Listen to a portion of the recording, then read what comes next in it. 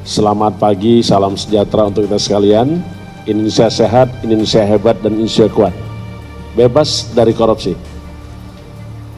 Rekan-rekan yang saya hormati, seluruh warga negara Kesatuan Republik Indonesia yang saya hormati, dan para pecinta pemberantasan korupsi yang saya cintai dan saya banggakan.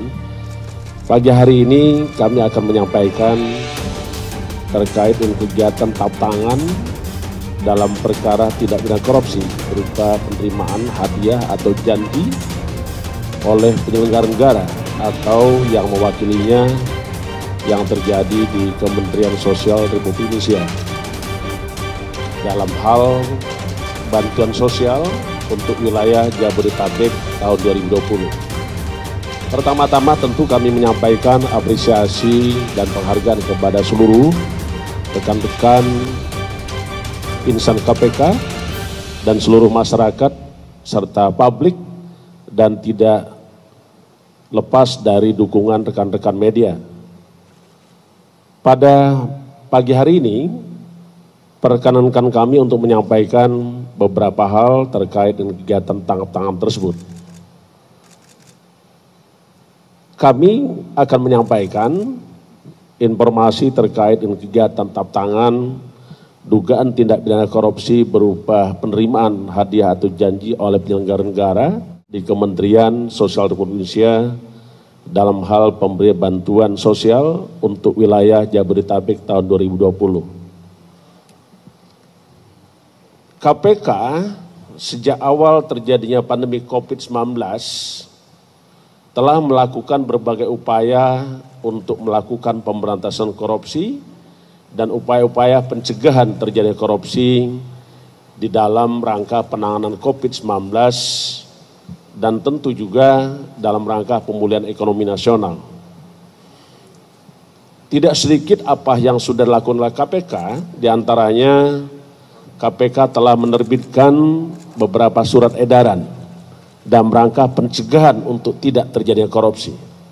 Yang pertama adalah surat edaran KPK nomor 8 tahun 2020, tanggal 2 April 2020, tentang penggunaan anggaran dalam rangka pelaksanaan pengadaan barang jasa dalam rangka percepatan penanganan COVID-19, khususnya pengadaan barang dan jasa termasuk juga bantuan sosial. Yang kedua, KPK sudah juga mengeluarkan surat edaran nomor 11 tahun 2020, tanggal 21 April 2020, tentang penggunaan anggaran pelaksanaan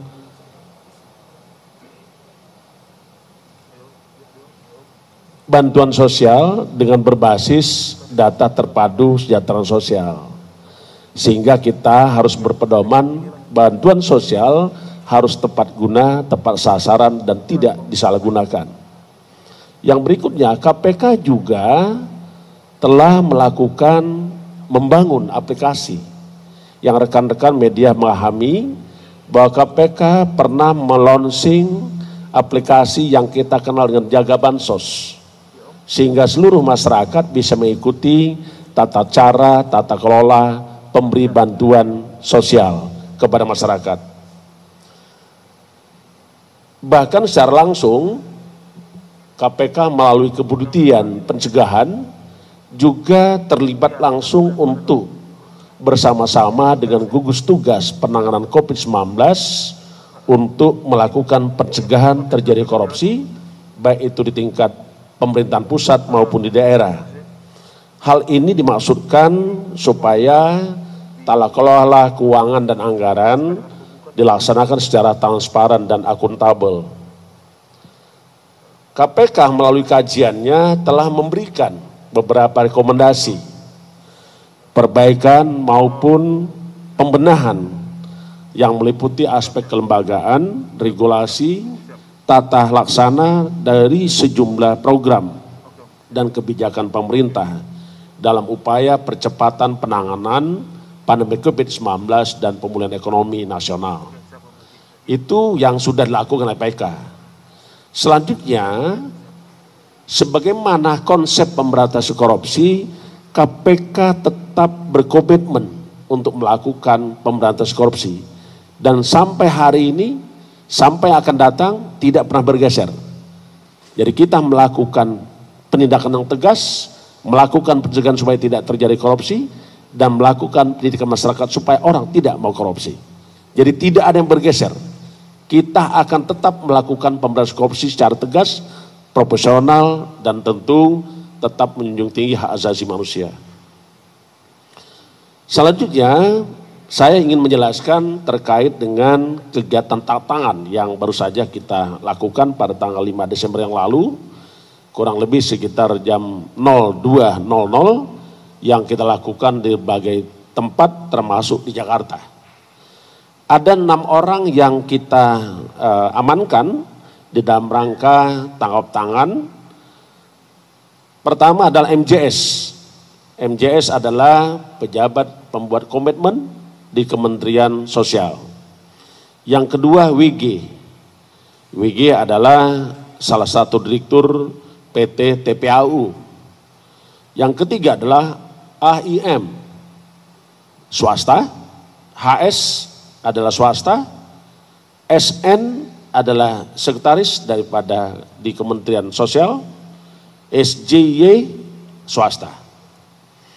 Adapun kronologis tangkap tangan yang dilakukan pada tanggal 4 Desember 2020, tim KPK menerima informasi dari masyarakat akan adanya dugaan terjadinya penerimaan sejumlah uang oleh penyelenggara negara yang diberikan oleh AIM dan HS kepada MJS, AW, dan JPB.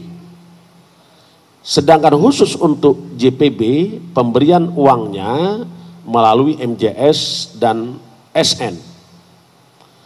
Penyerahan uang dilakukan pada hari Sabtu tanggal 5 Desember 2020 sekitar jam 02.00 di salah satu tempat di Jakarta. Uang sebelumnya telah disiapkan oleh AIM dan HS di salah satu apartemen di Jakarta dan di Bandung, yang disimpan di dalam 7 koper, 3 tas ransel, dan amplop yang jumlahnya kurang lebih 14,5 miliar. Selanjutnya tim KPK mengamankan saudara MJS, SN, dan pihak-pihak lain di berbagai tempat di Jakarta, dan selanjutnya para pihak diamankan beserta barang bukti uang sejumlah 14,5 miliar dibawa ke KPK untuk kepentingan pemeriksaan lebih intensif. Dari hasil tangkap tangan ditemukan uang dengan berbagai pecahan, uang rupiah, uang dolar Singapura, dan uang dolar Amerika, yang masing-masing 11,9 miliar rupiah, 171.085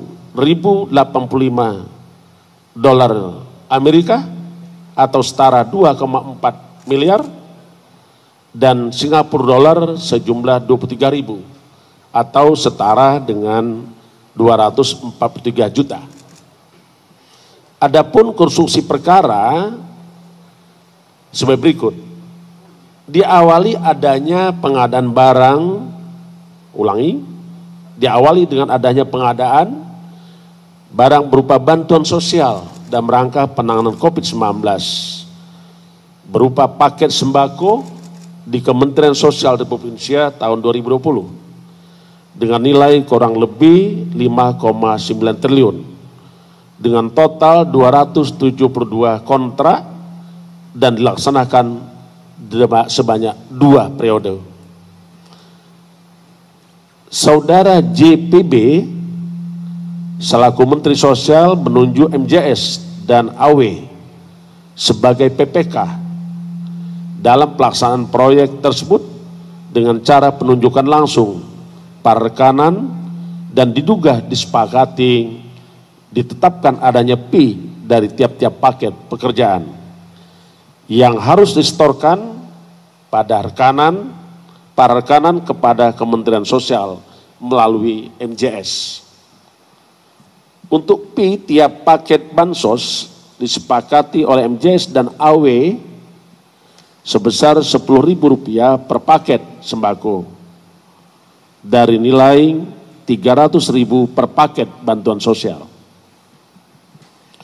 Selanjutnya, MJS dan AW pada bulan Mei sampai dengan November 2020 dibuatkan kontrak pekerjaan dengan beberapa supplier sebagai rekanan, diantaranya AIM, HS, dan juga PT RPI yang diduga milik MJS. Penunjukan PT RPI sebagai salah satu rekanan tersebut diduga diketahui oleh saudara JPB dan diketahui juga dilakukan oleh AW. Pada pelaksanaan paket bansos sembako periode pertama diduga diterima P kurang lebih sebesar 12 miliar yang pembagiannya diberikan secara tunai oleh MJS kepada JPB melalui AW dengan nilai sekitar 8,2 miliar. Pemberian uang tersebut selanjutnya dikelola oleh EK dan SN selaku orang kepercayaan saudara JPB untuk digunakan membayar berbagai kebutuhan pribadi saudara JPB. Untuk periode kedua, pelaksanaan paket bansos sembako terkumpul uang P dari bulan Oktober 2020 sampai dengan Desember 2020 sejumlah 8,8 miliar yang juga diduga dipergunakan untuk keperluan saudara JPB. Berdasarkan hasil pemeriksaan saksi dan bukti yang dikumpulkan oleh KPK, maka KPK menetapkan 5 orang tersangka. Yang pertama sebagai pemberi yaitu, sebagai penerima yaitu saudara JPB. 2, saudara MJS, dan 3 adalah saudara AW. Sementara sebagai pemberi adalah AIM dan HS. Para tersangka berdasarkan Undang-Undang Nomor 19/1999, para tersangka sebagai penerima MJS dan AW disangkakan melanggar pasal 12 huruf A dan pasal 12 huruf B dan pasal 11 dan pasal 12 huruf I Undang-Undang 31/1999 tentang pemberantasan tindak pidana korupsi sebagaimana telah diubah dengan Undang-Undang Nomor 20 Tahun 2001 tentang perubahan atas Undang-Undang 31/99 tentang pemberantasan tindak pidana korupsi, yonto pasal 55 ayat 1 ke 1 KUHP. JPB disangkakan melanggar pasal 12 huruf A atau pasal 12 huruf B atau pasal 11 Undang-Undang 31/1999 tentang pemberantasan tindak pidana korupsi sebagaimana telah diubah dengan Undang-Undang Nomor 20 Tahun 2020 atas perubahan Undang-Undang 31/1999 tentang pemberantasan tindak pidana korupsi yonto pasal 55 ayat 1 ke 1 KUHP. Sebagai pemberi, saudara AIM dan HS disangkakan melanggar pasal 5 ayat 1 huruf A dan pasal 5 ayat 1 huruf B atau pasal 13 Undang-Undang 31 tahun 1999 tentang pemberantasan tindak pidana korupsi sebagaimana telah diubah dengan Undang-Undang Nomor 20 Tahun 2001 tentang perubahan atas Undang-Undang 31 Tahun 1999 tentang pemberantasan tindak pidana korupsi. Para tersangka kita lakukan penahanan.